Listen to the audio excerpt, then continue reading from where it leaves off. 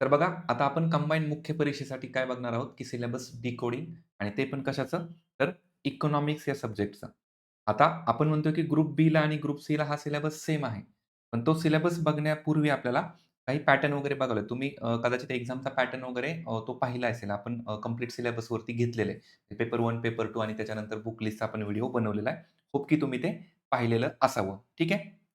आता डायरेक्टली आपण इकॉनॉमिक्सच्या या सिलेबसकडे येऊया आणि आयोगाने आपल्याला जो सिलेबस दिला याच्यावरती आयोगाने आत्तापर्यंत प्रत्येकी ग्रुप बीच्या 2 मेन्स घेतल्यात आणि ग्रुप सीच्या पण 2 मेन्स या सिलेबसवरती झालेल्या आहेत.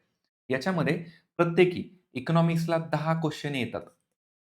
तर पेपरला म्हणजे ग्रुप बी असू दे किंवा सीला 10 प्रश्न येतात आणि इंटू 2 म्हणजे आपल्याला 20 मार्कासाठी हा सिलेबस आहे. 20 मार्काला सिलेबस आहे. सिलेबसचे पॉइंट आयोगाने दिलेत आणि आयोग प्रश्न यावरती विचारत आहे. आता 10 प्रश्न जर बघितले, तर हा सिलेबस आणि 10 प्रश्न यांचं कॉम्बिनेशन थोडंसं आपल्याला मिसमॅच वाटतं. कारण का जर आपण वरती पॉलिटीचा सिलेबस बघितला, तर हा पॉलिटीचा सिलेबस आहे. हा सिलेबस काही कमी आहे असं नाहीये. पण या सिलेबसवरती मात्र पॉलिटीला आपल्याला 15 क्वेश्चन येतात म्हणजे 30 मार्काचा आपल्याला इथं सिलेबस आहे. आता बघा इकॉनॉमिक्समध्ये जर म्हटलंच, तर हा आयोगाने सिलेबस कुठून घेतला ही एक पार्श्वभूमी तुम्हाला माहिती असावी. कारण का सिलेबस डिकोडिंग आपण बघत आहोत. तर इथं क्लिअरली आपल्या सब्जेक्टमध्ये काय म्हटलंय, की इकॉनॉमिक्स म्हणजे अर्थशास्त्र, त्याच्यामध्ये नियोजन आहे आणि नंतर विकास विषयक अर्थशास्त्र. ते डेव्हलपमेंट इकॉनॉमिक्स सुद्धा त्याच्यामध्ये आहे. म्हणजे इकॉनॉमी आहे, त्याच्यामध्ये परत प्लॅनिंग आहे आणि नंतर मग डेव्हलपमेंटचा काही पार्ट आहे. तो याच्यामध्ये परत 2 पार्ट केलेले आहेत. पहिला पार्ट काय समग्रलक्षी अर्थशास्त्र किंवा आपण त्याला काय म्हणतो, तर मॅक्रो इकॉनॉमी म्हणतो. समग्रलक्षी अर्थशास्त्र त्याच्यात 4 टॉपिक केलेले आहेत. आता हे 4 टॉपिक बघा. अगेन समग्रलक्षी अर्थशास्त्र, मॅक्रो इकॉनॉमी, वृद्धी आणि विकास, ग्रोथ अँड डेव्हलपमेंट आहे. तिसरा आहे सार्वजनिक वित्त, पब्लिक फायनान्स आणि चौथा आंतरराष्ट्रीय व्यापार व आंतरराष्ट्रीय भांडवल.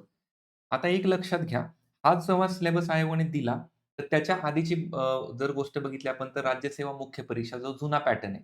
तर जुन्या पॅटर्नचा सिलेबसवरती आपण एक फक्त नजर टाकूया, की तिथे जी-एस-4 सामान्य अध्ययन 4 साठी इकॉनॉमिक्सचा सिलेबस काय होता? त्याचे टाइटल्स फक्त बघून घ्या. म्हणजे तुम्हाला एक आयडिया येईल. त्याच्या टायटलमध्ये सुद्धा काय दिलेलं आहे, की जर विषयाचं नाव सुद्धा बघितलं तर अर्थव्यवस्था, नियोजन आणि विकास विषयक अर्थशास्त्र.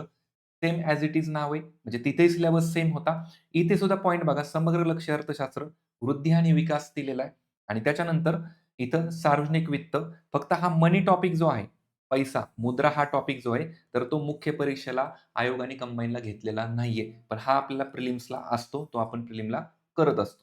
तर इथं आंतरराष्ट्रीय व्यापार आणि आंतरराष्ट्रीय भांडवल हा 1.4 म्हणून हे टॉपिक आलेत. म्हणजे आपण जर पहिले हे 4 पॉइंट बघितले, तर सेम तिथं मॅच होतायत. फक्त आयोगाने इथं काय केलेलं आहे, की एक्सप्लेनेशन दिलेलं नाहीये. एक्सप्लेनेशन दिलं नाही, की समजा आता ह्या वृद्धी आणि विकास टॉपिकच्या अंतर्गत काय येऊ शकतं? तर त्याच्या बाबतीत एक्सप्लेनेशन आयोगाने दिलंच नाहीये.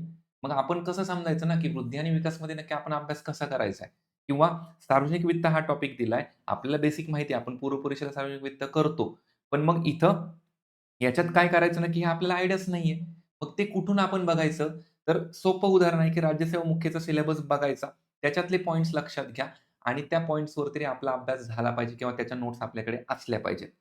म्हणजे कंबाईंड मुख्य परीक्षेसाठी आपल्याला जर तयारी करायची पर्टिक्युलर टॉपिकची, तर समजा आपण आंतरराष्ट्रीय व्यापाराचा पॉइंट घेतलाच इथे.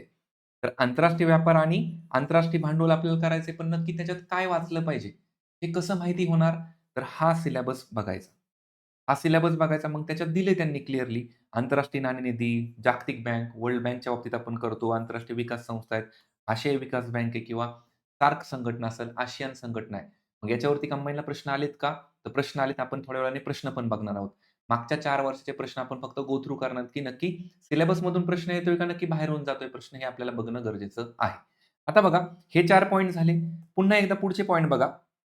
इथं भारतीय अर्थव्यवस्था हा एक सेकंड टप्पा केलेला आहे सिलेबसमधला आपला आणि याच्यात जर पाहिलं, तर इथं पण पुन्हा आपल्याला 9 पॉइंट दिलेत आयोगाने. मग हे 9 पॉइंट कसे? बघा, भारतीय अर्थव्यवस्थेसमोर जे काही चॅलेंजेस, आव्हानं आहेत आणि त्याच्यामध्ये सुधारणा महत्त्वाच्या. तर हा एक मोठा पॉइंट दिला. त्याच्यानंतर बघा भारतीय शेती, ग्रामीण विकास, सहकार दिलाय, मौद्रिक वित्तीय क्षेत्र दिलंय. त्याच्यानंतर सार्वजनिक वित्त पुन्हा पॉइंट रिपीट आहे. म्हणजे वरती जो आपण एक पॉइंट बघितला, याच्यामध्ये 1.3 आता आपण डायरेक्ट पॉइंट असं शब्दाचा अर्थ घेणार आहेत. म्हणजे सिलेबस 1.2, 1.3 वगैरे असा. तर 1.3 हा जो सार्वजनिक वित्त आहे, तर सार्वजनिक वित्त इथं सुद्धा सार्वजनिक वित्त आणि वित्तीय संस्था आहे. सिमिलरच टॉपिक आहे, फक्त थोडंफार बायफर्केशन केले. म्हणजे एका साइडला कुठेतरी वित्तीय खर्च वगैरे, वित्तीय तुटीचा भाग दिलाय आणि एका साइडला टॅक्सेशनचा भाग दिलेला आहे किंवा आपल्याला वित्त आयोग वगैरे ते दिलेलं आहे. तर हे टॉपिक आपल्याला एकत्रित करणं गरजेचं आहे. म्हणजे सार्वजनिक वित्त इथला सेकंड हाल्फमधला म्हणजे 1.3 आणि 2.5 हे टॉपिक एकत्रितच केले पाहिजेत. त्याच्या एकत्रितच नोट्स असल्या पाहिजेत. भले आयोगाने वेगवेगळं दिलं असलं तरी. आणि हे असं वेगवेगळं दिलंय म्हणून सिलेबस अजून बल्की वाटतो, मोठा वाटायला लागतो आपल्याला. ठीक आहे. आता बघा पुढचा याच्यातला पॉइंट जर बघितला सार्वजनिक अ, याच्या वित्तानंतर उद्योग आणि सेवा क्षेत्र. म्हणजे इथं 2.2 मध्ये शेती दिलंय, इंडियन ॲग्रीकल्चर आणि त्याच्यानंतर उद्योग आणि सेवा क्षेत्र दिले. म्हणजे आपण जे आपल्या इकॉनॉमीचे प्रमुख 3 घटक म्हणतो, त्याच्यामध्ये मग हे तिन्ही सेक्टर्स आहेत. तर तिन्ही सेक्टर इथं आपल्याला कव्हर होत आहेत 2.6 मध्ये उद्योग आणि सेवा. त्याच्यानंतर बघा पायाभूत सुविधा आहे. हा टॉपिक तुम्हाला थोडासा बल्की वाटेल, पण त्याच्यावरती सुद्धा काही प्रश्न आपल्याला आलेले पाहायला मिळतात. आणि नंतर आहे आंतरराष्ट्रीय व्यापार आणि भांडवल. हा सुद्धा आपण पुन्हा एकदा 1.4 जो आपल्याला टॉपिक दिलाय वरती आयोगाने, तर त्याच पॉइंटला रिलेट करणार आहे. परंतु यातलं कंटेंट मात्र वेगवेगळं आहे. तर ते कंटेंट कसं वेगवेगळं आहे हे सुद्धा आपण बघणार आहेत. आणि त्यानंतर पुढे जो आहे महाराष्ट्राची अर्थव्यवस्था 2.9. आता हे पुन्हा एकदा आपल्याला सिमिलर क्रॉस चेक करायचं आहे, की आयोगाच्या सिलेबसमध्ये इथं राज्यसेवा मुख्यच्या सिलेबसमध्ये पुन्हा बघा, आपल्याला भारतीय अर्थव्यवस्था दिली आहे. भारतीय अर्थव्यवस्थेसमोर आव्हानं आणि त्याच्यामधल्या सुधारणा हा पॉइंट आहे. नंतर भारतीय शेती ग्रामीण विकास हा सिमिलर पॉइंट दिलेला आहे. आणि त्याच्यानंतर पुढे जर आपण बघितलं, सहकाराचा पॉइंट आहे, की सहकारामध्ये नक्की काय येऊ शकतं, त्याच्या बाबतीतलं हे एकंदरीत आपल्याला हे डिटेल्स पाहायला मिळतात. पुन्हा बघा मौद्रिक वित्तीय क्षेत्रे, सार्वजनिक वित्त हा पॉइंट रिपीट झाला. उद्योग आणि सेवा क्षेत्र आणि नंतर आला पायाभूत सुविधेचा 2.7. त्याच्यानंतर पुढे जर बघितलं तर आंतरराष्ट्रीय व्यापार आणि भांडवल आहे. महाराष्ट्राची अर्थव्यवस्था. एकदा हे बुलेट पॉइंट फक्त बघून घ्या. आपण परत वन बाय वन काही गोष्टी बघूया त्याच्यातल्या, की त्याला डिकोड करताना की त्याच्यामध्ये आपण काय केलं पाहिजे. आता आयोगाने काय केलेलं आहे, की राज्यसेवेचा हा जो सिलेबस घेत असताना फक्त इथला 2.10 हा पुन्हा एकदा कृषीचा पार्ट आहे, तर तो तिथं घेतलेला नाहीये. कंबाईनच्या सिलेबसला घेतलेला नाहीये. तो कट केलाय आणि पुढे एकदा 2.11 हा एक पॉइंट होता. म्हणजे कृषीवरती ॲक्चुअली तिथे खूप भर होता. कारण शेवटी तिथे जवळपास 105 मार्कांचं किंवा प्रश्नांचं कव्हरेज होतं. त्यामुळे तो सिलेबस मोठा होता. आणि इथं 2.11 हा एक पॉइंट आहे. तो सुद्धा आयोगाने घेतला. म्हणजे आयोगाने आपल्याला क्लिअरली 1.4 पर्यंत आणि 2.9 पर्यंत टॉपिक पाहायला मिळतात. याच्यामध्ये एकंदरीत जर आपल्या सिलेबसचे पॉइंट बघितले, तर हे 9 आणि 4 म्हणजे आपल्याला टोटल 13 पॉइंट करणं आवश्यक आहे. आता हे 13 पॉइंट करत असताना आपल्याला महत्त्वाचं आहे, की या प्रत्येक पॉइंटमध्ये नक्की काय कव्हर होणार आहे, याचं डिकोडिंग करायचं आहे. म्हणजे जर सहकारावरती आयोग प्रश्न विचारणार असला, तर सहकारामध्ये आपण नक्की काय करणं अपेक्षित आहे, हे वन बाय वन बघायचं आहे. तर तुमच्यापैकी तुम्हाला म्हणजे परत सुद्धा पुन्हा भविष्यात रेफरन्ससाठी काही गोष्टी हव्या असतील, तर तुम्ही हा जो राज्यसेवा मुख्यचा सिलेबस आहे, तर तो सिलेबस तुमच्या संग्रही नक्की ठेवू शकता. मग याच्यात प्रत्येक पॉइंटच्या खाली दिलेलं आहे. प्रत्येक पॉइंटच्या खाली आपल्याला आयोगाने काय दिलेलं आहे, की इथं क्लिअरली म्हटलेलं आहे, की पायाभूत सुविधा समजा आहे. तर मग पायाभूत सुविधेमध्ये नक्की काय-काय कव्हर होतंय हे दिलंय. म्हणून हा रेफरन्स नक्की तुमच्याकडे असला तर ते बेटरच आहे. म्हणजे आपल्याला फ्युचरसाठी आपल्याला त्याचा वापर करता येऊ शकतो. ठीक आहे. तर हे एकंदरीत आपल्यासाठी आवश्यक आहे किंवा आपल्याकडे ते असणं गरजेचं आहे. येस? ओके. आता बघा, आपण काय करूया, की वन बाय वन डायरेक्टली सिलेबसकडे जाऊया किंवा वाटलंच तर मग एकदा क्वेशनकडे आपण जाऊ शकतो आणि मग पुन्हा त्याच्यात अजून काय करता येऊ शकतं, असं एकदा बघता येईल. तर मग एकदा आपण काय करूया, की क्वेशन्सला गो थ्रू करू. क्वेशन्स कुठून आलेत त्याच्यावरून आपण लगेच त्याचा पॉइंट डिसाईड करू शकतो आणि पुन्हा एकदा आपल्याला सिलेबसकडे जाता येऊ शकतं. मग पुन्हा तुम्हाला तुमच्या ज्या काही अडचणी असतील, तुमच्या समस्या असतील तर तुम्हाला ज्या काही शंका असतील सिलेबसबद्दल किंवा इतर सब्जेक्टच्या असतील तरी पण चालेल, नो इश्यू. आपल्याला ते बोलता येईल. मग तुम्ही त्या बाबतीत मेसेज करालच. ठीक आहे. तुम्ही तुमचे मेसेज नंतर म्हणजे करून ठेवू शकता. आता बघा, जेव्हा पहिल्यांदा एक्झाम झाली 2023 चा हा पेपर आहे ग्रुप बीचा आणि नवीन सिलेबसवरती. म्हणजे दर पेपरमध्ये बघा 91 ते 100 पर्यंत प्रश्न आहेत. म्हणजे हे टोटल आपल्याला 10 क्वेशन पाहायला मिळतात आणि क्वेशनचं जर एक एव्हरेज जर बघितलं, तर 10 पैकी तुमचा क्वचितच एखादा क्वेशन तुम्हाला अवघड जाऊ शकतो किंवा मॅक्स कंडिशनमध्ये तुमचे 2 क्वेशन अवघड जाऊ शकतात. आपण डायरेक्टली समजूया की एक्स्ट्रीम कंडिशन तुमचे 2 चुकतीलच. असं समजूया की 2 चुकणारच आहेत आपले. पण बेटर कंडिशनमध्ये जर म्हटलं म्हणजे आपल्याला अजून त्याच्यात एकदम फेच करता आले मार्क तर नक्की आपल्याला 9-10 प्रश्नांपर्यंत सुद्धा जाऊ शकतो. जाता येऊ शकतं. पण 8 तर कुठेच नाही गेले पाहिजे आणि ते होऊ शकतात का? तर डेफिनिटली होऊ शकतात. आपल्याला त्याचे मार्क मिळू शकतात. आता बघा महत्वाचं काय? प्रश्न फक्त बघूया. आपण प्रश्न सोडवणार नाही तिथे. प्रश्न सोडवण्याच्या बाबतीतला आपण काय करूया, की अ, पुन्हा एकदा वेगळं सेशन घेऊया. प्रश्न वन बाय वन जाऊन आपण त्याचे परत सगळे ऑप्शन एक्सप्लोर करूया. सिंपल काय बघा, आंतरराष्ट्रीय नाणेनिधीवरती आपल्याला प्रश्न विचारला. इंटरनॅशनल एक प्रकारे मॉनिटरी फंड जो आहे, म्हणजे IMF आपण म्हणतो. तर आपल्याला IMFवरती प्रश्न आला. तर मग हा प्रश्न सिलेबसच्या कुठल्या पॉइंटमधून आलाय? प्रश्न सोपा आहे का? तर डेफिनिटली सोपा आहे. कारण त्यातले फक्त की पॉइंट ओळखायचे असतात.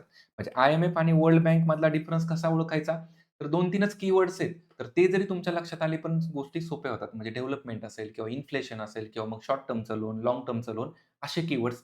तर यामध्ये बघा सिंपल आहे, की आपल्याला जो फर्स्ट हाल्फ दिलेला आहे, आंतरराष्ट्रीय व्यापार आणि आंतरराष्ट्रीय भांडवलाचा जो पॉइंट दिलेला आहे, तर याच्यामध्ये आंतरराष्ट्रीय व्यापारात आपल्याला दिलंय ना, IMF आयोगाने मेन्शन केले. पण ते कंबाईनच्या सिलेबसमध्ये नाही दिसणार.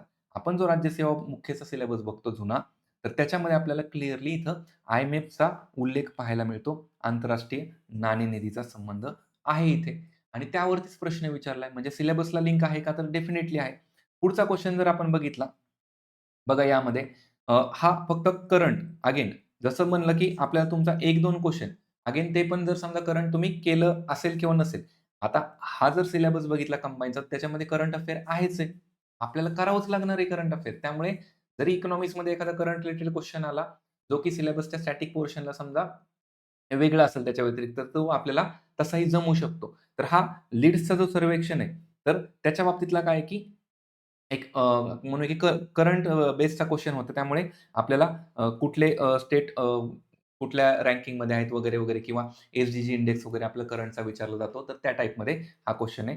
तर तोही काही असा अवघड नव्हता. नंतर बघा पुढचा प्रश्न आहे की लघु उद्योगांच्या बाबतीतल्या आपल्याला महत्त्वाची भूमिका विचारली, की लघु उद्योगांचं नेमकं काम काय असतं?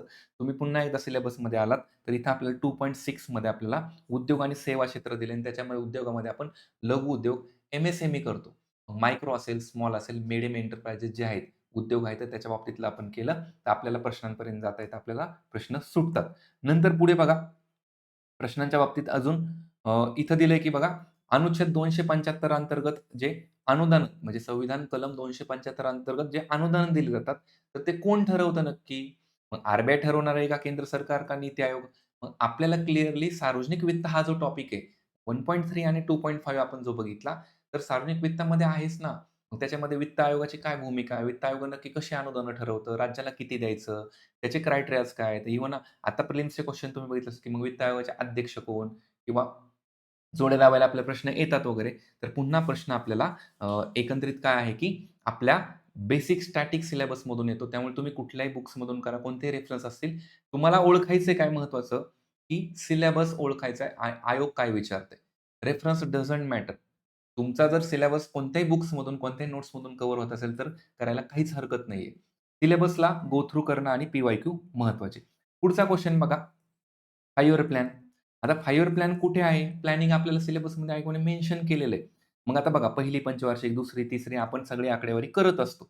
आता सिंपल पुन्हा एकदा बघा सिलेबसमध्ये इथं म्हणले की भारतीय अर्थव्यवस्था हा जो 2.1 चा पॉइंट आहे, तर त्याच्यात काय दिलंय आपण हे डिटेलवाल्या सिलेबसमध्ये बघू. म्हणजे इथं आपण जर पाहिलं की अ, भारतीय अर्थव्यवस्था आणि त्याच्यामध्ये इथं नियोजन हा पॉइंट दिलेला आहे बघा. हा नियोजन पॉइंट दिला. नियोजनाच्या बाबतीत मग नियोजन आयोग आणि नीती आयोग म्हणजे नियोजन आयोगाने जी सुरुवात केली 5 इयर प्लॅनला आणि 5 इयर प्लॅनपासून मग पुन्हा नीती आयोगपर्यंत हा घटक आपल्याला इथं बघायला महत्त्वाचा आहे. ह्या गोष्टी आपण करणं अपेक्षित आहे. त्याच्यानंतर बघा पुढे आपला जर क्वेशन अजून बघितला तर 96 नंबर बघा इथं पुन्हा जर रिझर्व्ह बँक ऑफ इंडियाला पैशाचा पुरवठा कमी करायची इच्छा असेल, म्हणजे सिंपल काय आर-बी-आयला रेपो रेट वाढवायचा. म्हणजे मार्केटमधला पैसा कमी करायचा. उघड-उघड आहे. मग रेपो रेट कमी करून चालेल का? सी-आर-आर प्रमाण वाढवून चालेल का? हे होऊ शकतं. सी-आर-आर प्रमाण वाढवलं म्हणजे अल्टिमेटली काय मार्केटमध्ये पैसा कमी येईल. एस-एल-आर वाढवलं म्हणजे मार्केटमध्ये पैसा कमी येईल. हे कुठून कव्हर होतं? पुन्हा सिलेबसच्या पॉइंटला 2.4 आपल्याला मौद्रिक आणि वित्तीय क्षेत्राच्या बाबतीतला जो पॉइंट आहे, म्हणजे मौद्रिक आणि वित्तीय क्षेत्र 2.1 मॉनिटरी अँड फायनान्शियल सेक्टर. तर याच्यामध्ये आर-बी-आय असेल, इतर बँकिंग असेल, मग भले आर-आर-बी असू द्या किंवा बाकीची बँकिंग सिस्टम किंवा मग मनी मार्केट असू द्या किंवा कॅपिटल मार्केट. तर ते सिलेबसचा पॉइंट आहे, ते आपण करणं अपेक्षित आहे. मग डिटेलवाल्या सिलेबसमध्ये पुन्हा एकदा बघा, आयोगाने इथं 2.4 मध्ये मेन्शन केलंच आहे ना, की भारतीय रिझर्व्ह बँकेची भूमिका काय आहे नक्की? मग प्रश्न आलाय का सिलेबसला लिंक? प्रश्न आलेला आहे आपल्याला इथे. तर हे प्रश्न आपण पहिल्याच वर्षातले बघतोय. हे 6 प्रश्न डायरेक्टली एक त्यातला करंटचा सोडला तर डायरेक्टली 5 प्रश्न लिंक झाले. पुढचे 4 प्रश्न बघा. आता इथे काय म्हणलं, की वाढ सर्वसमावेश असते म्हणजे ग्रोथच्या बाबतीत काहीतरी क्वेशन विचारलं आणि पुढे काय म्हणलेलं आहे, की नियतकालिक श्रमशक्ती सर्वेक्षण. आता हा सेकंड जे स्टेटमेंट आहे, तर हे पूर्णतः आपण म्हणूया की करंट्स आहे आणि पहिलं स्टेटमेंट जे आहे ते आपल्या स्टॅटिक्स आहे. असं एक कॉम्बिनेशन आयोगाने केलेलं आहे. पण हे कुठून आले अगेन? जो सिलेबसचा आपला 1.2 पार्ट आहे. 1.2 म्हणजेच काय? ग्रोथ आणि डेव्हलपमेंट, वृद्धी आणि विकास. वृद्धी आणि विकासाच्या बाबतीत आपल्याला इथं गोष्टी बघायच्या आहेत किंवा त्याच्या बेसिक डेफिनिशन्स आपल्याला माहिती असल्या पाहिजेत. मग बेसिक डेफिनिशनमध्ये जर बघितलं, पुन्हा बघा वृद्धी आणि विकासामध्ये इथं विकासाचे निर्देशांक म्हटले म्हणजे मग विकासाचे सामाजिक असतील, आर्थिक इंडिकेटर्स काय आहेत नक्की आणि त्याच्यामध्ये मग शाश्वत विकास आला. इव्हन याच्यामध्ये लोकसंख्या टॉपिक सुद्धा तो आहे, जो आपण प्रिलिम्सला करतो तो याच्यामध्ये आहे आणि मग महत्त्वाचं उत्पन्न, दारिद्र्य आणि रोजगार याच्या संदर्भातली जी आकडेवारी आहे, तर ती आकडेवारी म्हणून याच्या रेफरन्सने तो आपल्याला करंटचा क्वेशन इथं आलेला आहे. पण ग्रोथ म्हणजे काय किंवा ग्रोथ कशी असते, इन्क्लुझिव्ह असते का वगैरे, तो डेफिनिशनचा एक प्रश्न आपल्याला इथं पाहायला मिळतो. म्हणजे हा सुद्धा सिलेबसला लिंक क्वेशन आहे. त्याच्यानंतर पुढे फिलिप्सची वक्ररेषा किंवा फिलिप्स कर्व्ह आपण खूप वेळा करतो. मग बेरोजगारी आणि इन्फ्लेशन किंवा पैशाचा पुरवठा याच्या रेफरन्सनी कसं आहे आणि खूप वेळा हे पी-वाय-क्यू ऑलरेडी आपल्याला येऊन केलेला आहे. आपल्याला माहिती असायला पाहिजे. मग त्याच्या बाबतीतलं मग हे पुन्हा आहे का आपल्याकडे? मग दारिद्र्य, बेरोजगारी हे जे आपण घटक करतो, म्हणजे पुन्हा एकदा ग्रोथ एंड डेव्हलपमेंटचा जर पॉइंट बघितला, वृद्धी आणि विकासचा पॉइंट बघितला, याच्यामध्ये आपल्याला क्लिअरली मग आपली जी दारिद्र्य रेषा किंवा मानवी दारिद्र्य निर्देशांक वगैरे जे आहेत, तर याच्यामध्ये रोजगार वगैरे ह्या गोष्टीच्या बाबतीत आपल्याला हे सगळे कर्व वगैरे आहेत, तर ते पूर्ण करता येतात. म्हणजे सिलेबस पुन्हा एकदा खूप महत्त्वाचा आहे आणि त्यातून प्रश्न आहेत. आता प्रश्नांच्या डिफिकल्टीवरती आपण बोलूयाच, की नक्की मग सिलेबस एवढा बल्की वाटतोय, नक्की मग काय करायचं, किती करायचं, हे आपण बघूया. तर इथं बघा पुन्हा एकदा 99 नंबरचा प्रश्न बघा. शाश्वत विकास ध्येय एस-डी-जी किती येतं? 17. त्याच्या आधी आपण एम-डी-जी 8 करतो. 8च्या 8 तर पाठच पाहिजे. पण 17 आपल्याला एस-डी-जी सुद्धा पाठ पाहिजे, की कुठल्या नंबरमध्ये काय दिलेलं आहे. आयोग तसे प्रश्न विचारणं अपेक्षित होतं का? तर ते होतंच. 17च्या 17 आपल्याला पाठ पाहिजेत. मग हे आहे का सिलेबसमध्ये? पुन्हा एकदा बघा, सिलेबसमध्ये इथं दिलेलं आहे, की शाश्वत विकास. शाश्वत विकासामध्ये मग आपल्याला पॉइंट माहिती आहे. शाश्वत विकासाचे उद्दिष्ट काय आहेत? हे दिले म्हणजे असे तर शाश्वत विकास ध्येय जे आहेत आपल्याला एस-डी-जी ते पाठ करणं आवश्यक आहे आणि याच्यामध्ये त्याचा रेफरन्स मिळतो. नंतर बघा 100 नंबर प्रश्न. वित्त आयोगाच्या बाबतीत पुन्हा जोडे लावायला प्रश्न आणि खूप वेळा रिपीट झालाय. म्हणजे ह्याच्यात काय वेगळं नाही की खूपच एकदम आयोगाने वेगळं विचारलंय काही नाही. रेग्युलर चा प्रश्न आहे. पण रेग्युलरच्या प्रश्नामध्ये सुद्धा सुद्धा बघितलं तर इथं 2.5 जो पॉइंट आहे, वित्तीय सार्वजनिक वित्ताच्या बाबतीतला, तर त्याचा जर डिटेल सिलेबस बघितला तर आयोगाने बघा काय मेन्शन केलेलं आहे इथं. जर 2.5 आपण हा पॉइंट बघितला, तर इथं क्लिअरली म्हणलं, की भारतातील वित्त आयोग हा पॉइंट दिलेला आहे. मग आपल्याला फक्त आयोगाने एवढेच बुलेट पॉइंट दिलेत कंबाईनसाठी. पण ॲक्चुअली हे डिटेलवालं जर केलं, तर आपल्याला हक्काचे मार्क घेता येऊ शकतात. म्हणजे लिटरली हा जर पेपर बघितला इथला, जस्ट एक एक्झाम्पल आहे. याच्यावरून काही सगळंच 100% कन्क्लुजन नाही निघणार. पण ह्या 10 क्वेशनपैकी आपण म्हणूया, की एखादा क्वेशन सोडला तुम्हाला मे बी जर करंटचं नाही आलं आणि जर समजा तो दुसरा क्वेशन म्हणजे वर्स्ट केसमध्ये तुमचे 2 प्रश्न चुकू शकतात आणि बेटर कंडिशनमध्ये तुमचे 9 किंवा 10 सुद्धा बरोबर येऊ शकतात.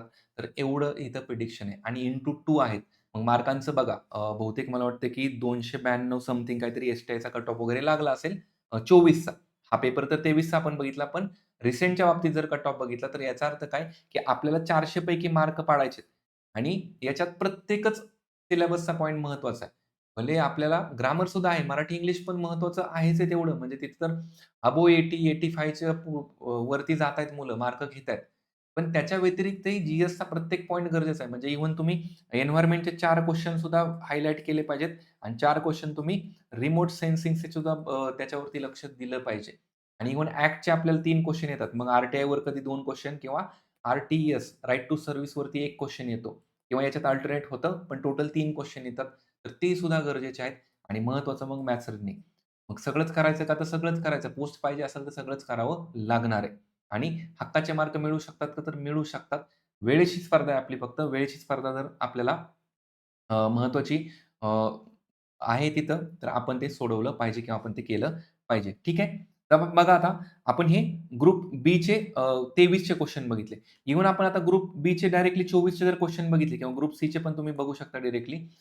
ते अगेन सिलेबसला लिंक आहेत. आता हा पेपर आहे 2024चा ग्रुप बीचाच अगेन आणि या पेपरमध्ये जर आपण बघितलं, तर पुन्हा बघा आपल्याला जे प्रिलिम्सला सुद्धा हे क्वेश्चन आलेत, की बँकिंगवरती पुन्हा प्रश्न विचारलाय आणि कुठल्या बँकाचं नॅशनलायझेशन झालंय. आपण 2 बँकांचं नॅशनलायझेशन करतो. 14 बँक, 6 बँक, मग 50 कोटी किंवा मग 200 कोटी हे आपल्याला सगळं तोंडपाठ असतं. त्याच्यावरतीच प्रश्न आहे. पुन्हा स्टॅटिक आहे. ते सिलेबसमधले जरी सगळे घटक तुम्ही प्रॉपर वेने केले, तर आपल्याला बऱ्यापैकी चांगले मार्क मिळवता येऊ शकतात. पुन्हा बघा हा क्वेश्चन आहे. आता हा क्वेश्चन जर ज्यांना लॉजिकने वगैरे किंवा तुमचा बेसिक अभ्यास असेल ना, तो म्हणजे तुम्हाला हा सरळ-सरळ सोडवता येतो. पण बरेच जण इथं म्हणतील, की मग हा कुठला रेफरन्स सिंपल बघा काय म्हणले, की आयोगाने 51-52 ते 2018-19 फार आपल्या पहिल्या 5 इयर प्लॅनपासून ते आत्तापर्यंत आपण म्हणूया किंवा कोविडपर्यंत म्हणूया, की या सगळ्या काळामध्ये 93 ते 94% आपल्याला जे परदेशी आपल्याला मदत मिळाली. म्हणजे परदेशाकडनं आपण जे म्हणजे आपल्या अंतर्गत सोडून जे आपल्याकडे जे आपण पैसा आणलाय बाहेरून, तर सगळ्यात जास्त कुठल्या स्वरूपात मिळाला? ते मग फ्रीमध्ये मिळालाय, का आपण लोन म्हणून घेतलाय, का नक्की मग कसा घेतलेला आहे, का काय आहे नक्की? तर यापैकी नाही वगैरे असा ऑप्शन शक्यतो उत्तरापर्यंत नसतो. कारण जर ऑप्शन दिले तर पहिले 3 बघणं गरजेचं असतं. उघड-उघड आहे ना, की आपला देश हा परकी कर्जावरती मेजॉरिटी चालतो. मेजॉरिटी म्हणजे म्हणण्यापेक्षा की परकीय कर्ज आपल्याकडे असतं. मग भले IMFचं असू द्या, वर्ल्ड बँकेचं असू द्या, अ, याच्यामध्ये आशियन डेव्हलपमेंट बँक असू द्या किंवा आशियानसारखे देश असू द्या, तर त्यांच्याकडनं आपण कर्ज घेत असतो. म्हणजे इथं हे पी-एल 450 किंवा मग 665 वगैरे किंवा इव्हन तुम्ही पी-एल 480 ऐकलं असेल. आता हे पी-एल 480 वगैरे काय तर पब्लिक लॉ अमेरिकेमधला लॉ आहे त्याच्यानुसार आपण गहू आयात वगैरे केला होता तो 480 वाला झाला. तर हे काही याचा काही संबंध तसाही येत नाही. आता राहिला प्रश्न अनुदान आणि कर्ज. आता अनुदान म्हणजे एक प्रकारे काय तर ही आपल्याला फुकट मिळालेली रक्कम. फुकटच जर एवढं 93-94% असू शकतं का? एक काही प्रमाणात कोणीतरी तुम्हाला मदत करू शकतं. पण सगळेच्या सगळे नाही. त्यामुळे मग तुम्ही कर्जालाच या ऑप्शनकडे गेले पाहिजेत. आता अगेन हे बेसिक लॉजिकल आहे. जेव्हा आपण ओव्हरऑल अभ्यास करतो सगळ्या टॉपिकचा तर ते आपल्याला क्लॅरिटी येते आणि हे पुन्हा आपल्या सिलेबसच्या कुठल्या पॉइंटला कव्हर होतंय, तर मग जिथं आपण सार्वजनिक वित्त आणि त्याच्यामध्ये कर्ज वगैरे जो प्रकार बघतो, की आपण वित्तीय तूट वगैरे भरून काढण्यासाठी जे कर्ज घेत असतो, तर त्याच्या रेफरन्सने इथं प्रश्न आपल्याला आलेला आहे. नंतर पुढचा प्रश्न बघा आर्थिक सुधारणांच्या संदर्भात. म्हणजेच अगेन आपण म्हणूया, की एल-पी-जीच्या आधीची गोष्ट आणि नंतरची गोष्ट किंवा या दरम्यानच्या काळात नक्की काय घडले? इव्हन म्हणजे आपल्या 5 इयर प्लॅनच्या बाबतीतला हा क्वेशन आहे. म्हणजेच आपला 2.1चा पॉइंट आहे हा. तर त्या बाबतीतला हा प्रश्न पुन्हा सिलेबसला लिंक आहे. रिसेंटचीच एक्झाम आहे आपली. त्याच्यानंतर पुढे फिशरच्या पैशाच्या प्रमाणाचा सिद्धांत. आता हा एक थोडासा प्रश्न जर म्हणलं, तर आयोगाने काय केलं ना, की आपल्या इथं सिलेबसमध्ये मनी टॉपिक तसा दिलेला नाहीये. म्हणजे पैसा नावाचा टॉपिक इथं दिलेला नाहीये. पण हा जो प्रश्न आहे, हा जो प्रश्न आहे, तर तो आपल्याला मात्र तो 1.4 म्हणजे जो राज्यसेवेचा सिलेबस आहे, तर पैसा, मनी टॉपिकमधून थेटपणे विचारलाय. कारण पैशाचे जे सिद्धांत आहेत, मनीच्या ज्या थेअरीज आहेत, तर त्या थेअरीचाच आपल्याला त्यांनी काय विचारलं, की सूत्र विचारलेलं आहे. आता असा थोडासा आउट ऑफ बॉक्स प्रश्न जाऊ शकतो. याच्यासाठी काय करायचं, बेसिक मनी टॉपिकमधल्या तुम्ही काय करू शकता, तर थेअरीज करू शकता किंवा त्याचे आपल्याला सिंपल सूत्र जरी केले आणि पी-वाय-क्यूमध्ये ऑलरेडी बरेचसे क्वेश्चन त्याच्यावरती आले, तर तेवढे जरी करून गेलं, तर ते सुद्धा इनफ होऊ शकतं. त्याच्यावरती पण आपल्याला परत नंतर बोलता येऊ शकतं. किंवा इव्हन पैसा हा टॉपिक मग आपल्याला प्रिलिमला आहेच आहे. तर त्याच्यात फक्त आपल्याला काय M U is equal to P T वगैरे किंवा मग आपल्याला याच्यामध्ये नक्की कुठल्याला काय म्हणतात वगैरे हे आपल्याला इन जनरल माहिती असेल तरी पण इनफ होऊ शकतं. पण म्हणायचा उद्देश म्हणजे सांगायचा उद्देश काय? तर हा प्रश्न मात्र मग आयोगाने थोडासा सिलेबसच्या बाहेरचा विचारलेला आहे. पण आपण त्याच्यावरती काम करायला पाहिजे, जर आयोग असं विचारतोय तर. नंतर बघा बल्क इम्पोर्ट हा क्वेशन कुठून आला होता? म्हणजे आयोगाच्या सुद्धा काही लिंक असतात. राज्यसेवेची प्रिलिम्सचा 2024चा पेपर ओपन करून बघा. 2024च्या प्रिलिम्सच्या पेपरमध्ये सुद्धा बल्क इम्पोर्टवरती क्वेशन आलेला आहे. आणि पुन्हा राज्यसेवा पूर्व झाली की कंबाईनची मुख्य ही परीक्षा झालेली आणि तोच प्रश्न इकडे घेतलाय. म्हणून रिसेंटच्या झालेल्या एक्झामचे पी-वाय-क्यू आपल्याला स्किप करायचेच नाहीत. त्याच्यावरचं कंटेंट आपल्याला करायचं आहे. मग आता हे इम्पोर्ट वगैरे एक्सपोर्ट आपण कशामध्ये करतो? 2.8 आपला जो सिलेबस आहे, आंतरराष्ट्रीय व्यापार आणि त्याच्या बाबतीतला. तर त्याच्यामध्ये क्लिअरली आपल्याला इथं दिले, की भारतीय व्यापाराची समजा आपली जी काही वृद्धी आहे, त्याची रचना, दिशा वगैरे कशा प्रकारची आहे, नक्की आपण काय इम्पोर्ट, एक्सपोर्ट करतो, या बाबतीतल्या गोष्टी इथं महत्त्वाच्या आहेत. म्हणजे पुन्हा एकदा आपल्याला इथं सिलेबसमध्ये गोष्टी लिंक होत आहेत. यानंतर पुढे बघा इथं, आता हा अगेन किती म्हणजे लॉजिकल किंवा सिलेबसमधलाच पुन्हा प्रश्न आहे. पण वेगळा वाटू शकतं. पतमानांकन संस्था म्हणजे ज्या क्रेडिट रेटिंग एजन्सीज असतात. म्हणजे आपल्याकडे क्रेडिट रेटिंग सी असेल, बी असेल किंवा बी प्लस असेल किंवा मग ए प्लस वगैरे. ए प्लस तर लांबचीच गोष्ट झाली.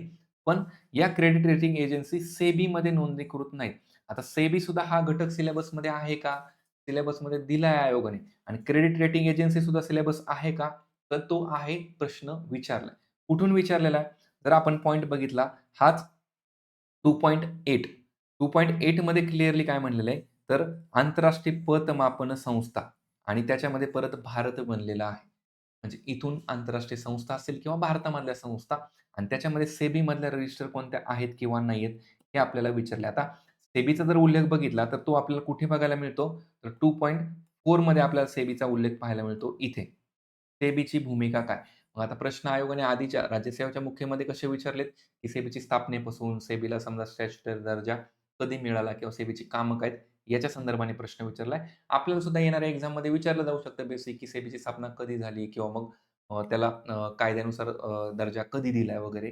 तर हे आपल्याला अपेक्षित आहे. त्यामुळे हा प्रश्न तसाही अवघड नव्हता. आपल्या सिलेबसलाच लिंक तो होता. त्याच्यानंतर पुढे बघा पुन्हा इथं, इथं मात्र बघा काय विचारलं, की चालू अर्थसंकल्पात लिंगभावाच्या आधारावर अर्थसंकल्पातील वाटा. म्हणजे जेंडर बजेट जे आपण करतो. आता बजेटिंग वगैरे कुठे करतो? पब्लिक फायनान्समध्ये करतो. 2.5 आणि 1.3 हे जे आपले पब्लिक फायनान्सचे टॉपिक आहे. तर त्याच्या रिलेटेड आपल्याला करंटचा क्वेशन आहे. आता काय म्हणलं याच्यात, की चालू केंद्रीय अर्थसंकल्प. मग जर समजा आपण येणारे एक्झाम देणार तर आत्ता जे समजा बजेट येईल सरकारचं. ते केंद्र सरकारचं बजेट कधी येईल आता? 1 फेबला येईल. मग त्या बजेटचं जर एक्झाम्पल घेतलं, कारण आता यांनी प्रश्न विचारताना काय विचारलं, की 24-25 मध्ये 6.8% वाटा होता. कशाचा?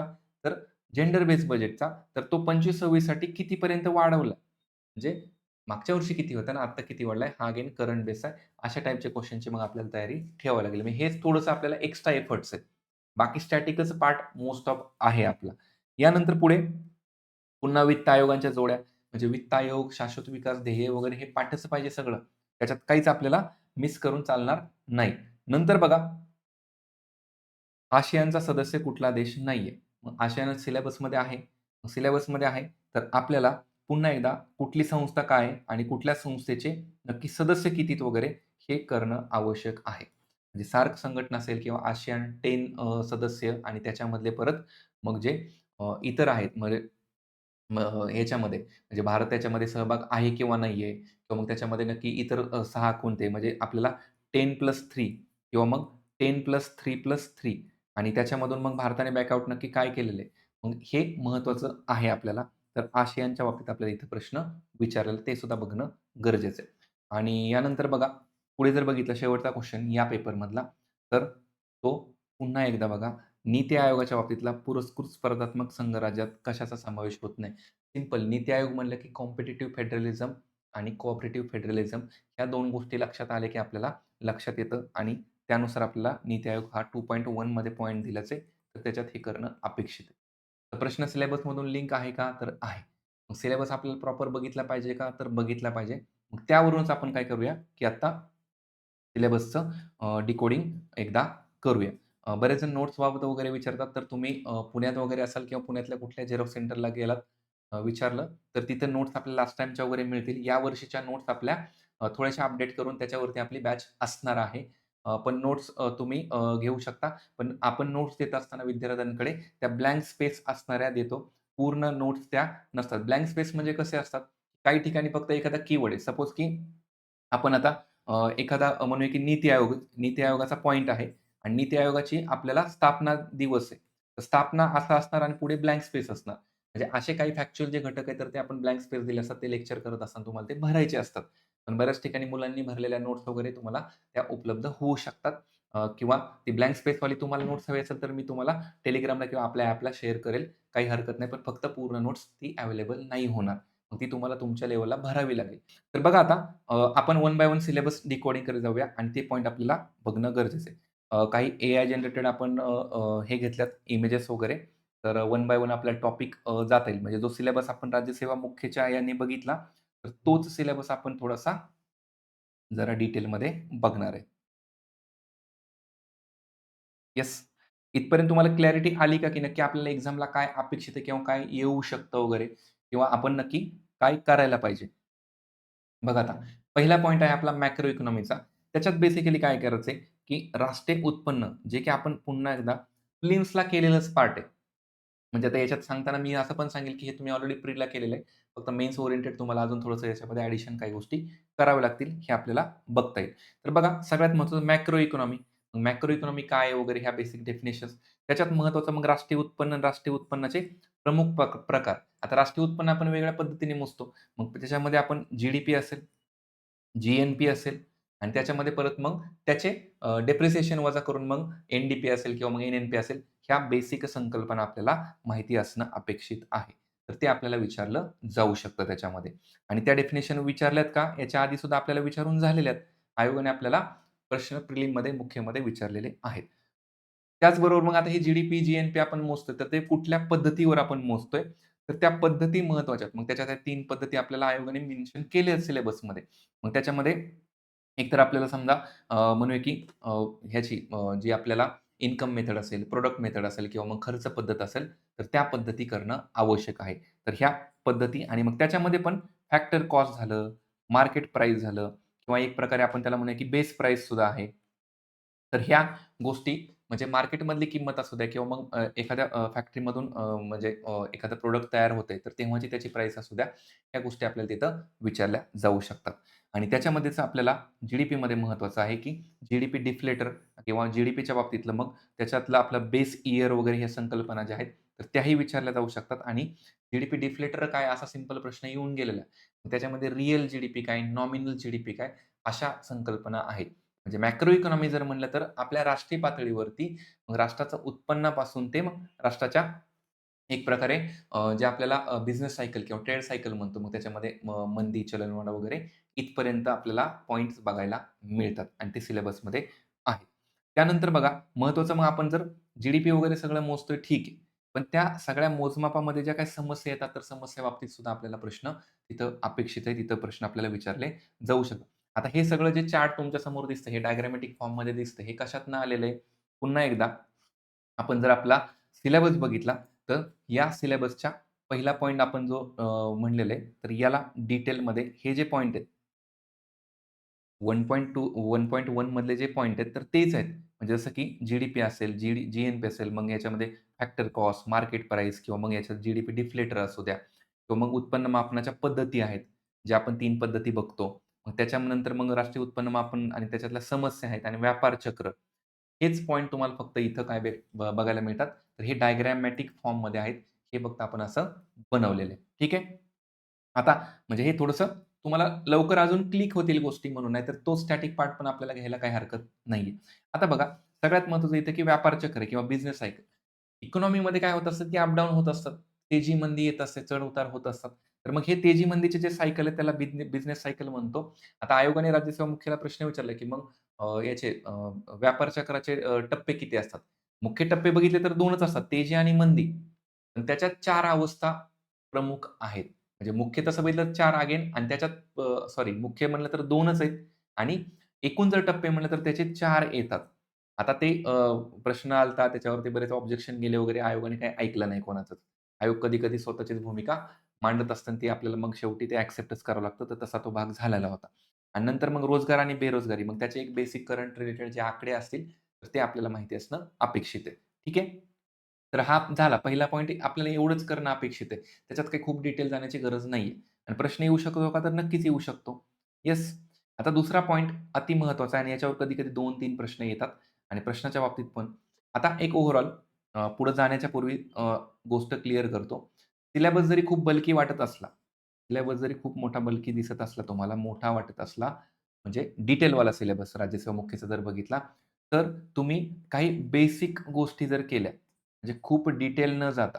आता खूप डिटेल न जाता म्हणजे काय? जर समजा तुम्ही राज्यसेवा मुख्यच्या याच्यामध्ये जर प्रश्न बघितले, तर तिथले प्रश्न थोडेसे डिटेल आहेत किंवा 1.4 मध्ये तुम्हाला आंतरराष्ट्रीय व्यापार आणि त्याच्यामधले काही सिद्धांत दिलेत आणि सिद्धांतामध्ये तुम्हाला प्रश्न काय विचारला जाऊ शकतो, तर कोणता सिद्धांत कोणी मांडला? राज्यसेवा मुख्याला विचारलं होतं, की हा सिद्धांत नक्की कसा बरोबर आहे? त्याच्यामधले खालील वाक्य विचारात घ्या. तर तो थोडा डिटेल झाला. तुमच्याकडनं अपेक्षित काय आहे बेसिकली, की तुम्ही ॲट ते सिद्धांत तुम्हाला माहिती पाहिजेत, की कोणता समजा व्यापाराचा नवीन सिद्धांत काय? जुना सिद्धांत काय?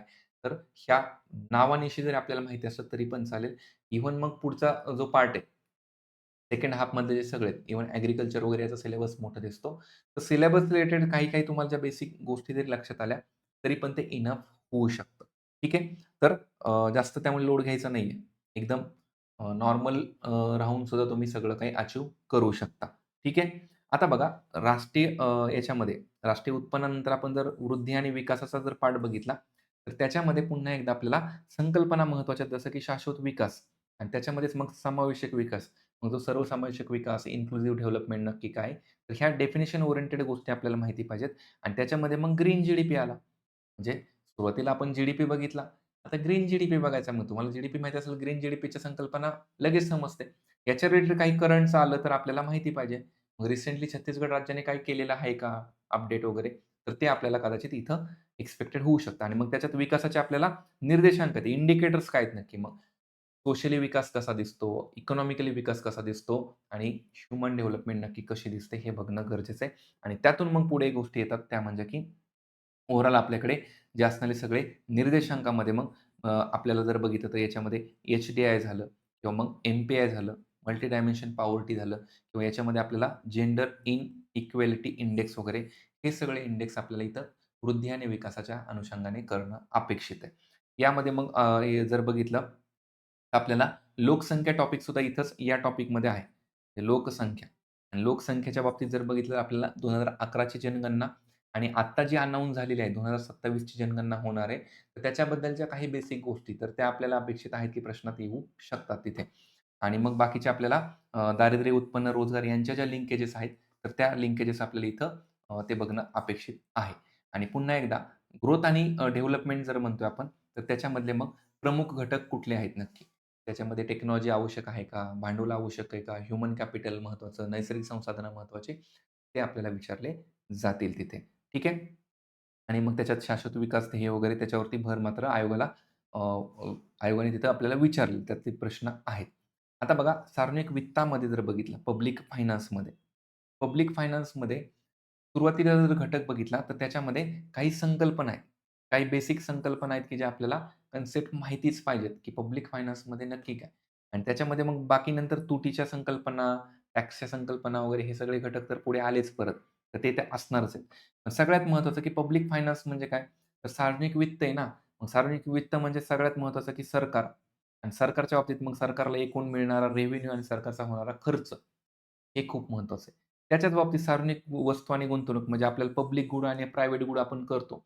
सरकार कुठल्या गोष्टी पुरवतं, प्रायव्हेट कोण पुरवू शकतं, फुकट कुठल्या गोष्टी असतात, कुठल्या गोष्टींवरती खर्च होतो आणि त्यामध्ये मग सरकारला जर पैसा येत असेल तर तो कुठून येतो मग? मग त्याच्यामध्ये टॅक्स आहे. मग टॅक्सच्या संकल्पना. मग टॅक्सच्या संकल्पनांमध्ये काय येईल, की मग टॅक्सचा इम्पॅक्ट कोणावरती होतो किंवा टॅक्सचं अल्टिमेट कोण पे करतं किंवा मग टॅक्सचे प्रकार वगैरे ते तर प्रकार आपल्याला पुढच्या पुन्हा सार्वजनिक वित्ताच्या पॉइंटमध्ये आहेतच ते. तर इथं तेही आपल्याला घटक महत्त्वाचे आहेत. त्याच्यानंतर सार्वजनिक खर्चाच्या प्रकारामध्ये जर बघितलं, तर मग आपल्याला अ, ते जे आपण वर्गीकरण करतो रेव्हेन्यू, एक्सपेंडिचर आणि कॅपिटल एक्सपेंडिचर. मग ह्या गोष्टीसुद्धा आपल्याला इथं पुन्हा एकदा आपण ज्या प्रिलिमला केल्यात, तर त्याच बेसिक इथं आहेत. त्या आपल्याला इथं विचारतील.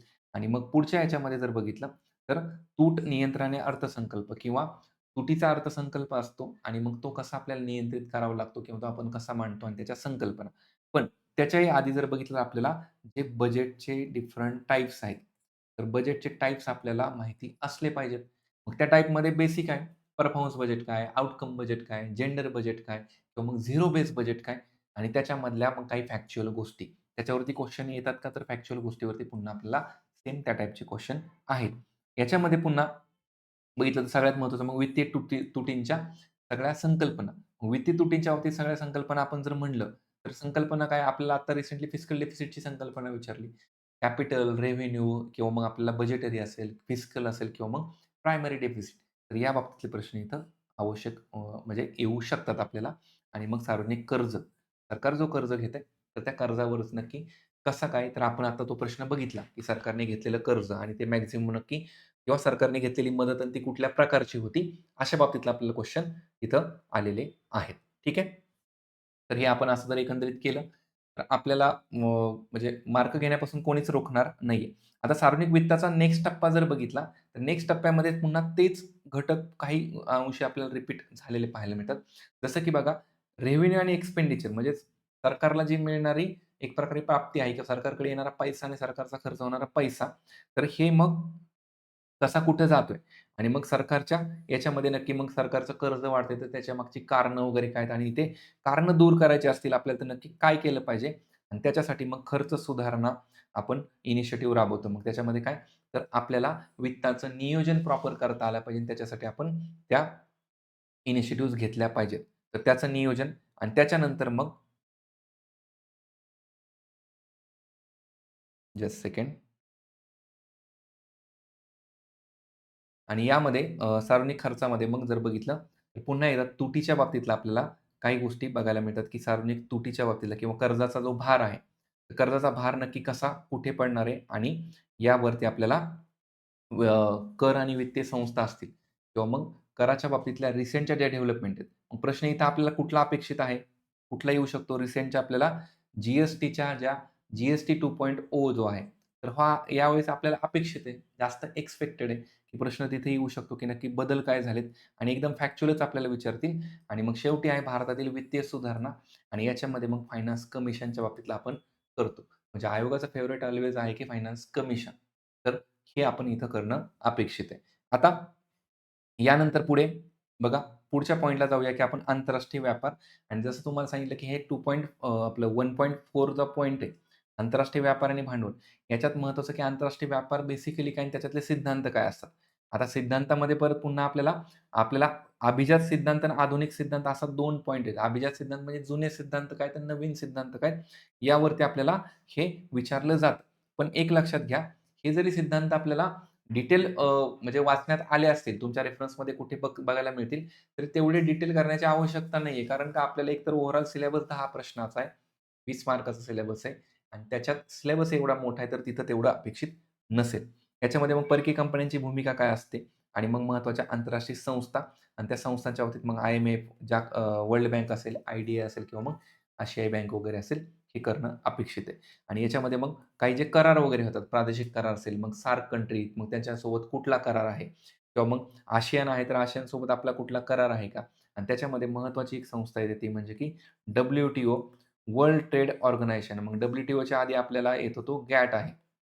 तर व्यापाराच्या आंतरराष्ट्रीय संदर्भाने हा जो करार आहे, तर तो चर्चेत आहे का? तर आहे. डोनाल्ड ट्रम्प आपल्या भारतीय व्यापारावरती आर्थिक निर्बंध जे लावलेले आहेत, जे आपल्याला ड्युटीज लावल्यात, तर मग त्याच्या अनुषंगाने आपल्याला नक्की इथलं स्टॅटिक माहिती असलं पाहिजे, की WTOचे सगळे जे करार आहेत आणि त्या करारामध्ये मग ट्रिप्स आणि ट्रिम्स हे जे आहे महत्त्वाचं आणि त्याच्यामध्ये मग परत बॉक्स सबसिडीज नावाचा एक घटक येतो. तर तो सुद्धा आपल्याला करणं अपेक्षित आहे. त्याच्यावरती आता प्रश्न तसा दिसला नाही अजून तरी, पण प्रश्न अपेक्षित आहे. येणाऱ्या काळामध्ये आपण ते केलं पाहिजे. यानंतर डायरेक्टली 2.1 आपण ऑलरेडी याच्यामध्ये किंवा आपण जोडून त्याला 2.8 घेऊया डायरेक्ट. आंतरराष्ट्रीय व्यापार या नावानेच हा जो सिलेबसचा पॉइंट आहे. तर आंतरराष्ट्रीय व्यापार आणि भांडवल आहे. आता याच्यात फक्त फरक काय आहे ना, की 2 घटक आहेत. एका साइडला भारत आहे आणि एका साइडला पूर्ण जग आहे. म्हणजे भारताचा परकीय व्यापार कसा-कसा होतो आणि परकीय व्यापाराची आपली धोरणं कशी आहेत ना, तर यावरती हा सिलेबसचा पॉइंट आहे. मग परकीय व्यापाराची आपली जी वृद्धी कशी झालेली, तर वृद्धीसाठी आपण काय करतोय नक्की? आपली रचना कशी आणि आपली दिशा कशी? म्हणजे आपल्या परकीय व्यापाराच्या इम्पोर्टमध्ये आपण काय करतो, एक्सपोर्टमध्ये काय करतो नक्की आणि आपल्या कुठल्या-कुठल्या देशामधून आपल्याला येतोय नक्की, हे बघणं गरजेचं आहे. आणि कुठल्याही देशाचं जर डेव्हलपमेंट करायचं असेल, तर त्याच्यामध्ये इम्पोर्टन्स काय आहे? तर त्या देशाची निर्यात झाली पाहिजे. म्हणून निर्यात प्रोत्साहनासाठी उपक्रम कुठले राबवलेले आहेत का? कुठल्या सवलती दिल्यात का? तर या बाबतीत आपल्याला हे डिटेल करणं आवश्यक आहे. आणि यानंतर जर बघितलं, तर मग सगळ्यात महत्त्वाचं असतं, की आपल्या देशामध्ये भांडवल येणं. मग याच्यामध्ये FDI महत्त्वाचा आहे. परकीय गुंतवणूक आली तरच आपल्या देशाची डेव्हलपमेंट जास्त होऊ शकते. सो याच्यामध्ये मग परकीय गुंतवणुकीच्या बाबतीतले मग स्रोत कुठले-कुठले आहेत? मग त्याच्यामध्ये शेअर बाजार आहे का? त्याच्यामध्ये परकीय कर्ज आपण घेतोय का? हे घटक इथं महत्त्वाचे आहेत. आणि परकीय जेव्हा चलनसाठा आपल्याकडे येतोय, तर त्याच्यामध्ये आपण जे त्याचं विनिमय आहे, एक्सचेंज रेट आहे. तर तो म्हणजे डॉलरच्या तुलनेत रुपया घसरला, वधारला आपण हे जे ऐकतो, बघतो, तर त्या संकल्पना इथं करणं अपेक्षित आहे. विनिमय दर व्यवस्थापन आणि आपला रुपया हा स्टेबल असणं गरजेचं आहे. आंतरराष्ट्रीय व्यापारामध्ये गरजेचं आहे. बहुराष्ट्रीय कंपन्यांची भूमिका काय नक्की त्याच्यामध्ये? मल्टिनॅशनल कंपनीज आणि आपण जो शेवटचा पॉइंट बघितला, की आंतरराष्ट्रीय पतमानांकन संस्था ज्या आहेत, तर त्यांचं क्रेडिट रेटिंग काय नक्की? मग ट्रिपल ए, ट्रिपल बी वगैरे, वगैरे. तर या बाबतीत आपल्याला प्रश्न विचारले जातात. म्हणजे 2.8 जो सिलेबस आपला पॉइंट आहे, तेच घटक आपण बघितले.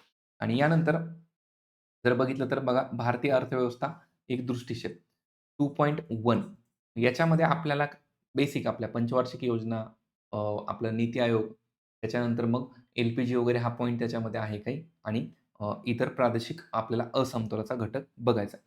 तर अल्टिमेटली आपल्या नियोजनाची सुरुवात कशी झाली ते नियोजन आयोग, नीती आयोग आणि ओव्हरऑल आपल्याकडे जे आर्थिक विषमता वगैरे किंवा एक प्रकारे प्रादेशिक विषमता आहे, तर त्याला दूर करण्यासाठी नक्की उपाय काय आहेत? तर सगळ्यात महत्त्वाचं काय, की अडचण कुठली देशासमोर? तर दारिद्र्य, बेरोजगारी, प्रादेशिक असमतोल.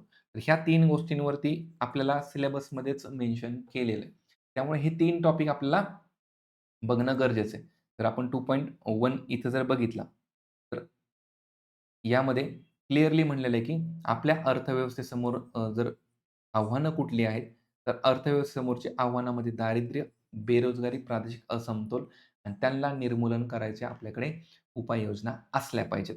तर हे आपल्याला इथं करणं अपेक्षित आहे, की आपण सिलेबस मध्ये जे पॉइंट आहेत त्याच्यामध्ये हे बघू शकतो, की दारिद्र्यासाठी मग किंवा बेरोजगारीसाठीच्या काही ज्या योजना असतील, तर त्या करणं आणि आर्थिक सुधारणा महत्त्वाचं एल-पी-जी. एल-पी-जीच्या रिफॉर्म्स नक्की आपण काय आणलेलं आहे, काय गोष्टी केल्यात, हे आपल्याला एकंदरीत इथं बघायला लागेल.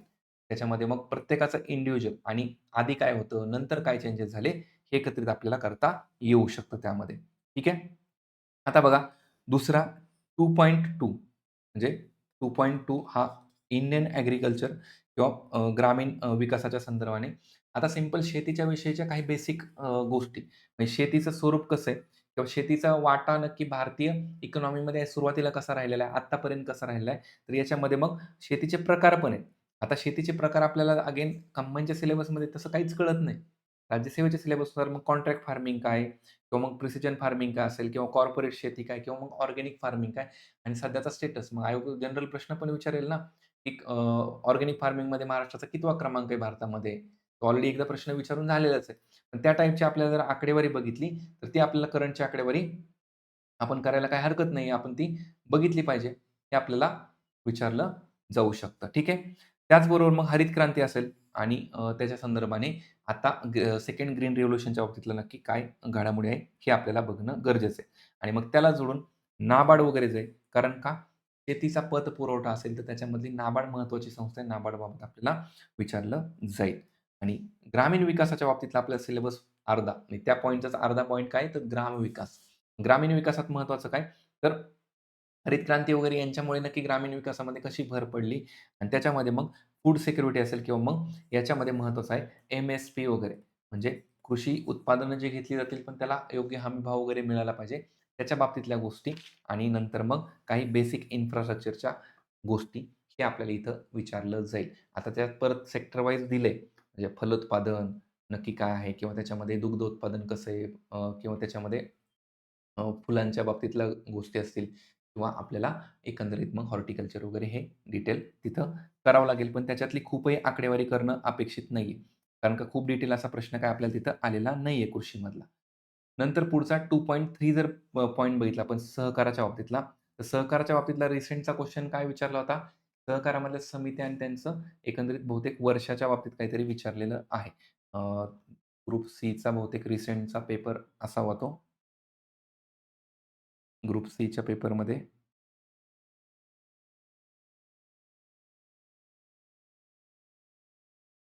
ग्रुप सीचाच पेपर आहे तो. मागच्या पेपरमध्ये आहे. 23च्या पेपरमध्ये असेल. येस. हा प्रश्न बघा, हा सहकाराचा थेटपणे आपल्याला कसा विचारलेला आहे? तर सहकाराचे शिक्षण आणि प्रशिक्षण समित्या आणि त्यांचं वर्ष आपल्याला विचारलं. म्हणजे सहकारामध्ये आपल्याला समित्या वगैरे कराव्या लागतात का? किंवा काही कमिशन आहेत तर ते करावंच लागते. म्हणजे मग याच्यामध्ये टी.जी. कर्वे समिती किंवा मॅकलागन, निकोलसन वगैरे किंवा त्याच्यामध्ये सहकाराचे आपल्याला परत प्रकार आहेत त्याच्यामध्ये. मग ग्रामीण भागातला असेल का शहरी भागातला सहकार्य नक्की कुठला आहे आणि सहकाराची तत्त्वे वगैरे. त्याच्यामध्ये परत मग भारतामधलं सहकारचं डेव्हलपमेंट कशी झाली? महाराष्ट्रामधल्या सहकारी चळवळी काय आहेत? महाराष्ट्रातल्या काही संस्था आहेत, काही व्यक्तींची नावं आहेत.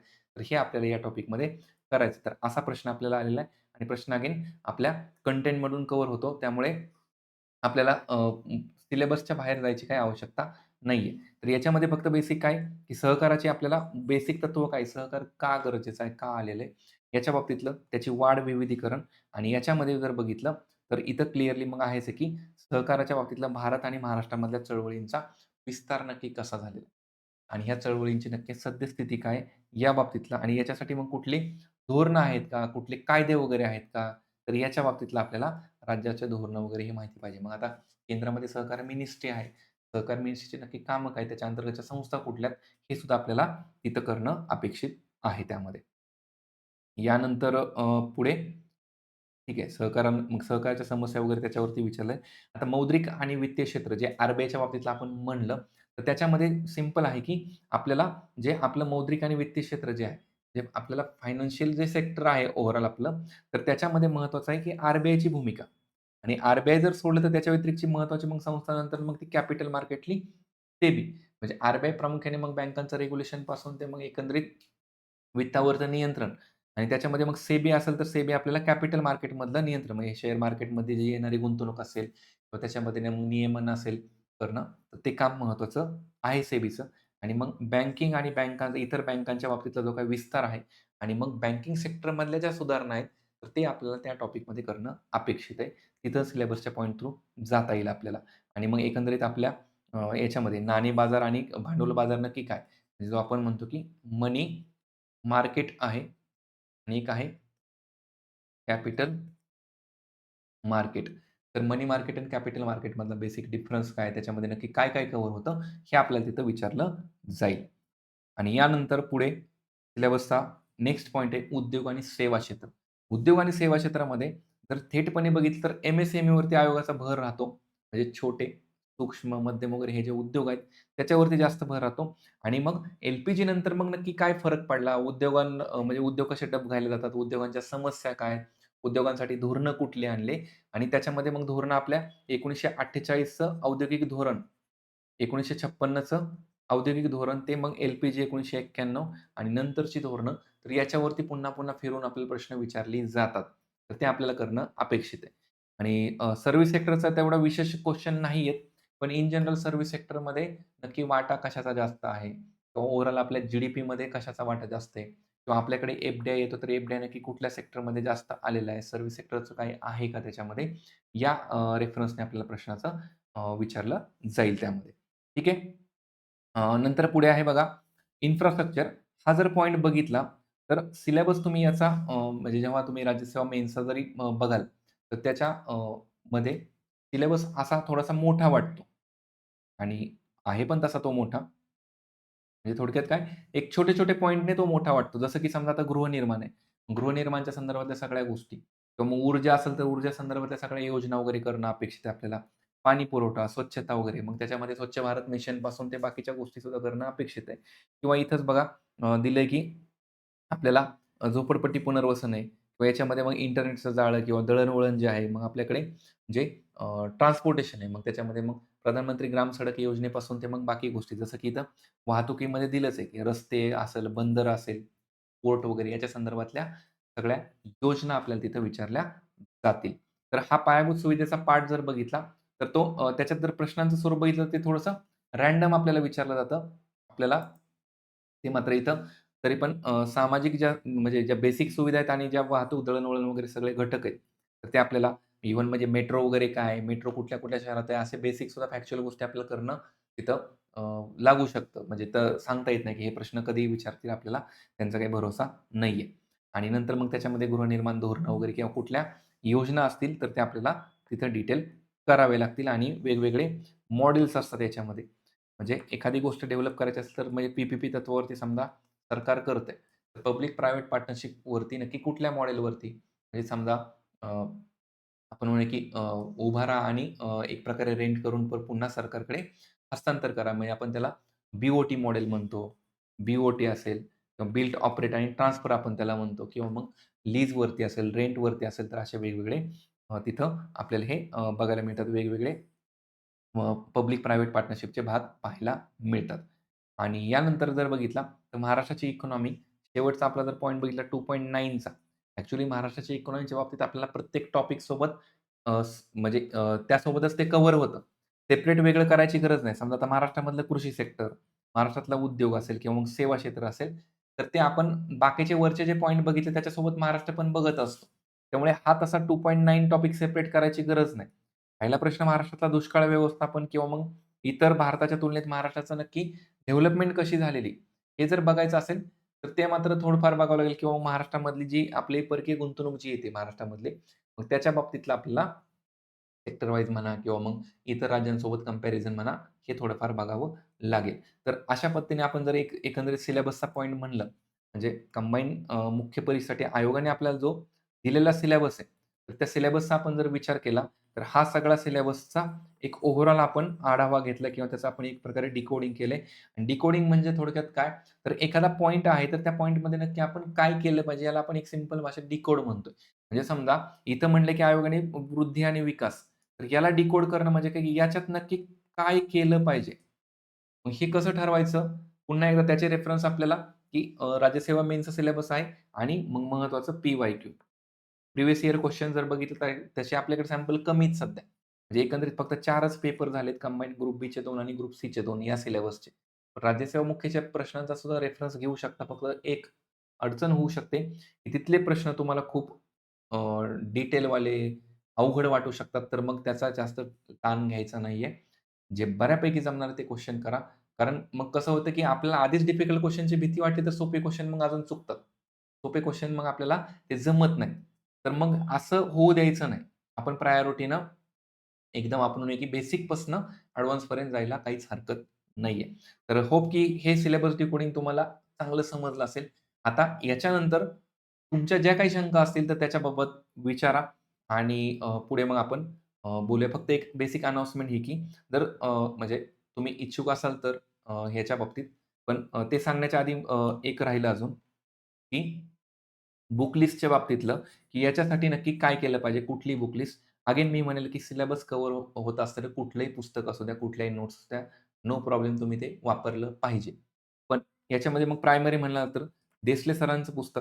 मग देसले सरांची पुस्तक 1 आणि 2 जे आहे, तर त्याच्यामध्ये तुम्हाला सिलेबस वाईज जाता येईल. तुम्ही सिलेबस वाईज जाणं अपेक्षित आहे. कारण बुक थ्रू करणं आवश्यक नाहीये. पण बुकमधले सिलेबसच्या आपल्या प्रत्येक पॉइंट कुठे-कुठे सापडतोय आपल्याला, तो करणं अपेक्षित आहे. किंवा कोळंबे सरांच्या बुकमध्ये सुद्धा तुम्हाला अगेन काय बघायला मिळेल, तर सिलेबस वाईज पॉइंट तुम्हाला करणं अपेक्षित आहे तिथं. किंवा तुम्हाला इतर कुठल्या क्लासच्या नोट्स आहेत किंवा इतर कुठलं बुक असेल, तर तेही तुम्ही करू शकता. किंवा तुम्ही लास्ट रिसॉर्ट म्हणून मी अगेन सांगेल, की मग आपल्या उमेद एम-पी-एससीच्या नोट्स आहेत. पण याच्यासाठी मात्र मग तुम्हाला लेक्चर्स करावे लागतील. पण तुम्हाला झेरॉक्स सेंटरवरून त्या नोट्स मिळेल, तर तुम्ही त्या करा. पण त्या ब्लँक स्पेसच्या असू शकतात मॅक्स. पण मग अगेन ते तुमच्यावरती आहे. याची बॅच असेल का? तर येस आपली याची बॅच असणार आहे. आज किंवा उद्या त्याच्या बाबतची डिटेल ती शेअर होईलच आपल्या Telegram चॅनलला वगैरे. तर तुम्ही ते म्हणजे तुम्हाला वाटलंच करण्याचं तर तुम्ही ते करू शकता. ठीक आहे. तर इथपर्यंत आपण हे सिलेबस डिकोडिंग बाकी गोष्टी बघितल्या. इतर तुमचा कुठलेही डाउट्स असतील तर विचारा. इकॉनॉमिक्सचे असू द्या किंवा इतर मेन्सचे असू द्या कुठलेही, तर त्याबाबत आपण बोलूया. फक्त कट ऑफबद्दल नका विचारू. कट ऑफ किती लागेल? नाही सांगता येत तसं एक्झॅक्ट काही असं ना. पण एक अगेन अंदाज तो चालू आहे, की 52-53च्या रेंजमध्ये ओपन जनरल. पण त्यात फॅक्टर मॅटर करतात. जागा वाढण्याच्या गोष्टी म्हणा किंवा मग सेकंड की आहे. तर गोष्टी प्लस मायनस होतील. आणि इथं कसं आहे, की 0.25चा पण खूप महत्त्वाचा रोल आहे त्याच्यात. तर लेट्स सी की आता काय होतंय ते. तर काही शंका असतील तर विचारा. नसतील तर मग आपण काय करूया, की इथं थांबूया मग.